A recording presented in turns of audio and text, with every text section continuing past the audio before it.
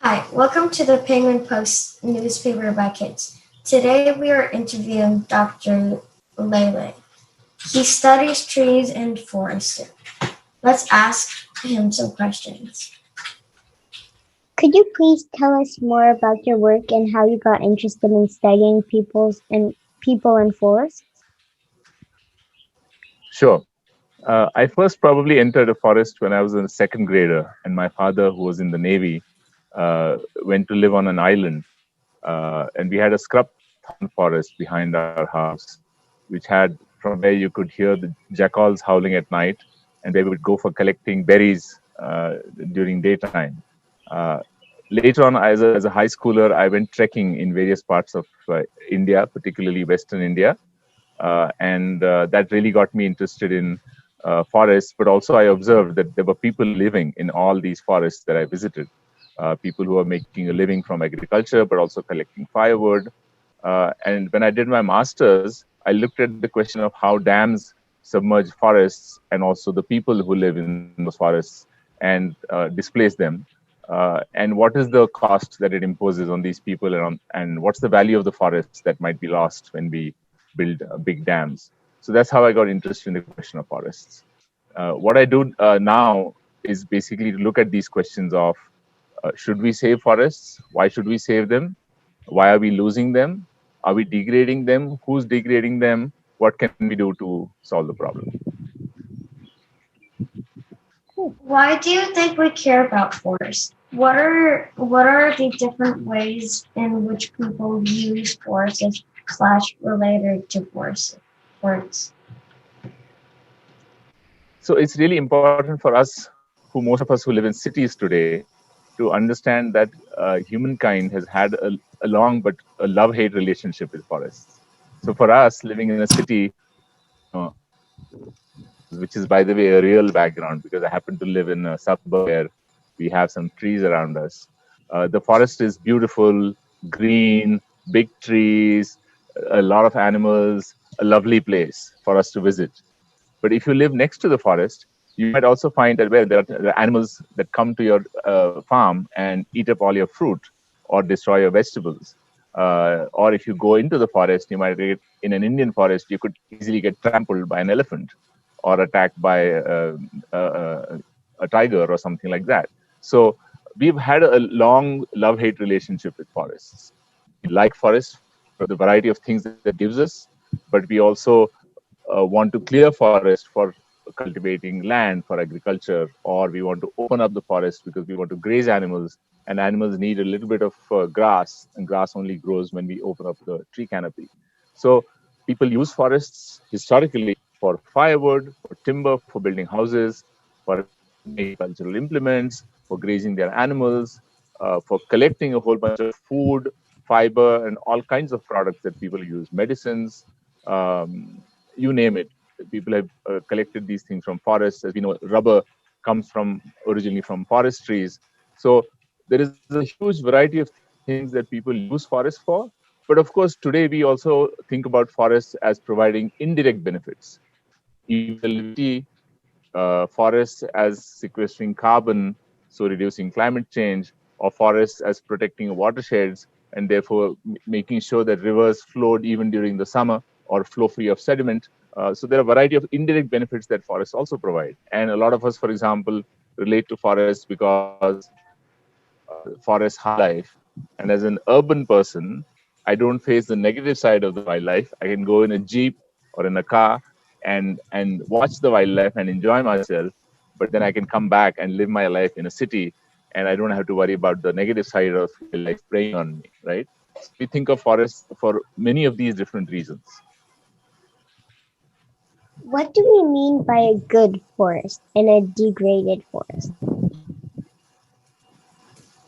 So it's because we relate to forests in so many different ways, we should then ask the question, is there any one way of managing a forest that's good for everything? That will give us carbon, but will also give us timber, it will give us firewood, but it will also give us grazing, and also give us wildlife, and so on. And the answer is no, you can't really maximize everything at the same time. So, what is a good forest then depends very much on your perspective. how you relate to the forest, how you want to use the forest. If you're a pastoralist grazing cattle, you would love to have an open forest which allows some grass to grow in the understory.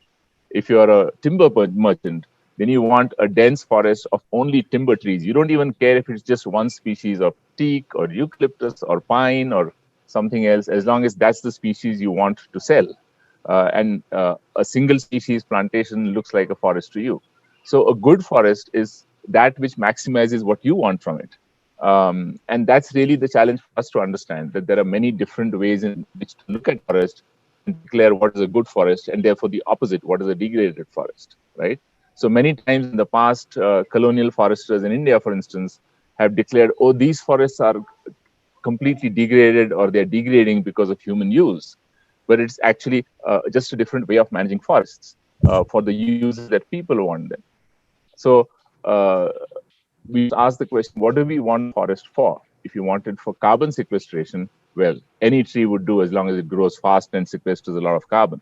But for biodiversity, then you would want to have the natural species of that particular region of trees and animals living in that forest. So that's the important thing for us to understand. Different perspectives lead to different ideas of good and bad forests. What are the biggest threats to the forest? Last year, there were many wildfires in various parts of the world. How do you think people can live in harmony with nature and animals? People need space to grow their vegetable and crops, and so they cut down forests. How can we balance this? This is really the biggest question we have and the biggest challenge that we are all facing today. Yes, people need land for agriculture, and at the same time, people need forests for a variety of things, immediate things like firewood or grazing, but also, as I said, the indirect things like carbon sequestration or protecting watersheds or wildlife. So the biggest question is, what are the threats? The threats are multiple. And I would say the biggest threat really is that the people who live closest to the forest, who suffer the benefit costs, but also benefit from the forest, are not in charge of making decisions about the forests. And it's commercial interests, it's multinational companies, it's governments who are thinking unidimensionally about forests, that are making decisions about what to do about forests, including cutting them down for mining, for building dams. What are the dams doing? They're producing hydropower, which is electricity. Where does the electricity go? It comes to you and me in towns and cities. It does not go to the people who live close to the forests. So it's really cutting down forests for a variety of profit-making purposes, which go against the interests of local communities and the wider interests of society in terms of wildlife, carbon sequestration, or watershed protection. So these are some of the biggest threats to forests. I think earlier, of course, we must remember that, say, 10,000 years ago, we had a lot more forests on the face of the earth than we have today. And a big chunk of that deforestation was done for agriculture. And that's what is feeding now, 6 billion or 8 billion people on the face of this earth. So again, as I said, it's a love-hate relationship. If the whole earth was covered with forests, we won't be able to feed ourselves at the same rate, right? So we have to think about that balance between agriculture and forests, between commercial interests and forests. But the biggest threat, therefore, is that we are not taking the decisions in a way that involves all the stakeholders who have a stake in the forest. How do you think tropical forests can be saved? What should children do to help protect forests? So let me start with the second question. I think as children, our first task is to familiarize ourselves with any forest that's in our area. So if you're in Florida, Carmen, it's going to be a tropical forest. It's going to be a swamp forest. It's going to be really muggy and hot and with a lot of mosquitoes. If you're up in the northern Americas, it might be a much colder pine forest. If you're in India, it's going to be a variety of different forests from the Himalayas all the way down to the south.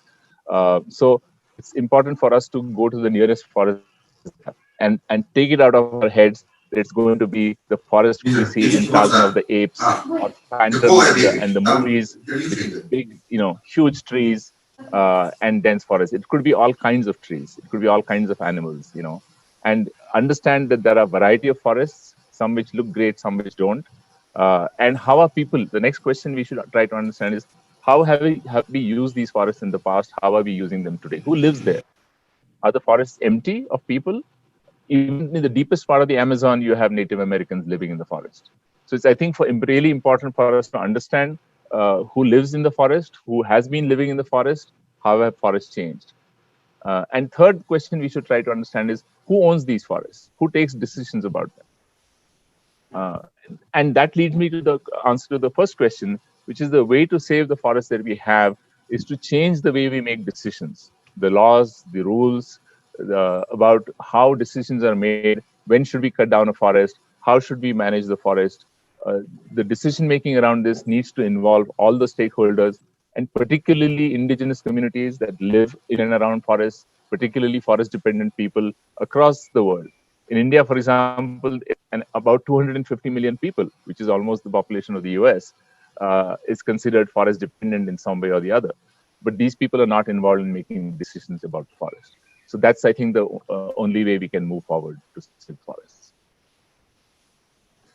What is your favorite part of being in a forest? What is the most surprising thing you have seen in a forest? The favorite part for me in being in the forest is both just being very quiet and listening to all the amazing sounds that you hear, the cicadas at night, the uh, the birds during the day, the trees and the leaves rustling as the wind blows through them. But the most amazing thing that I've seen is when we were walking at night on a trek through a forested area, and somebody turned the torch on and shone it on a tree, and the entire tree lit up because of the insects, the glowworms that were on the tree, and the entire tree lit up like a Christmas tree. It was just amazing. And so you realize that really there's fireflies are such an intrinsic part of forests that they will light up the forest in an amazing variety of ways. But there's just one of the many things that we can talk about. But that memory has stayed with me. Thank you so much for joining. We loved interviewing you. Bye. Thank you. It was a real pleasure. Enjoy.